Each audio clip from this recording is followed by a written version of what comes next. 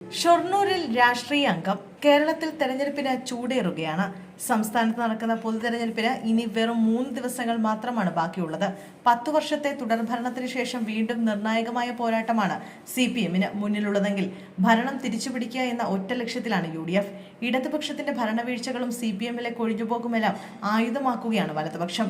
അതേസമയം മാറ്റം വേണമെന്ന ആശയമാണ് NDA ജനങ്ങളിലേക്ക് പ്രചരിപ്പിക്കാൻ ശ്രമിക്കുന്നത്.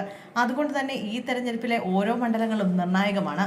രൂപീകരിച്ചതു മുതൽ ഇടതിനോടൊപ്പം മാത്രം നിന്നിട്ടുള്ള CPM-ന്റെ ഉറച്ച കോട്ടയാണ് പാലക്കാട് ജില്ലയിലെ ഷൊർണൂർ മണ്ഡലം.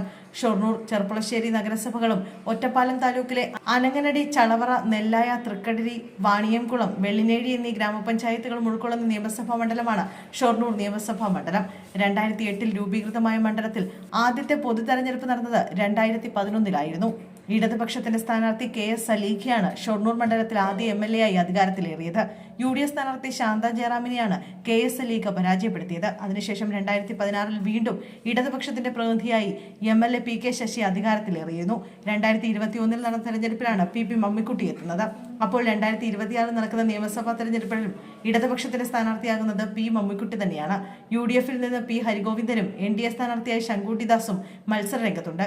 2016-ൽ ഷൊർണൂർ MLA ആയിരുന്ന PK ശശിയെ പാർട്ടിയിൽ നിന്ന് പുറത്താക്കിയതിന് പിന്നാലെ UDF പിന്തുണയിൽ ഒറ്റപ്പാലം മണ്ഡലത്തെ സ്വതന്ത്ര സ്ഥാനാർത്ഥിയായി മത്സരിക്കുന്നുണ്ട്.